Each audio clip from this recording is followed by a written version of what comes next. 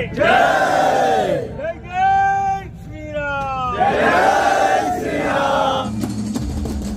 મોરબીમાં 24 ફેબ્રુઆરીના રોજ શ્રી કૃષ્ણ વસ્તી રવાપર દ્વારા મહા હિન્દુ સંમેલન યોજાયું હતું.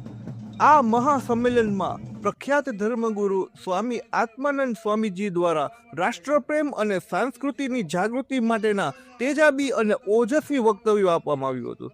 તેમના ઉર્જાસભર શબ્દોએ ઉપસ્થિત જનમેદનીમાં રાષ્ટ્રભક્તિની નવી ચેતના ફૂંકી દીધી હતી.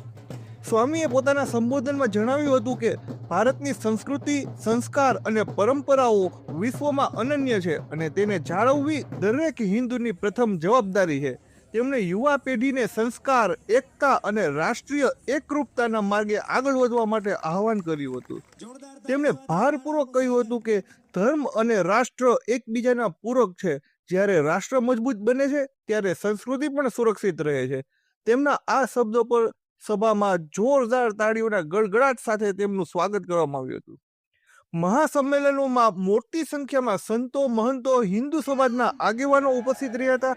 કાર્યક્રમ દરમિયાન દેશભક્તિથી ઓતપ્રોત નારા ગુંજતા રહ્યા હતા, જેને કારણે સમગ્ર માહોલ દેશપ્રેમની ભાવનાથી રંગાઈ ગયો હતો.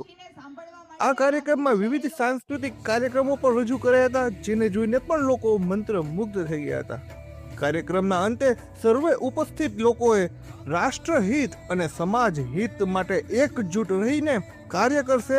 સ્વામી આત્માનંદ સરસ્વતીનું આ પ્રેરણાદાયક વક્તવ્ય લાંબા સમય સુધી યાદગાર રહે તેવું રહ્યું હતું. સ્વામી આત્માનંદ સરસ્વતીજીનું પૂરું વક્તવ્ય સાંભળવા માટે આ વિડીયોને અંત સુધી પૂરો જોઈ શકો છો. તેમાં સંપૂર્ણ વક્તવ્ય રજૂ કરવામાં આવ્યું છે. રિપોર્ટ જયદેવ બુદ્ધભટ્ટી, દિવ્ય ક્રાંતિ ન્યૂઝ, મોરબી.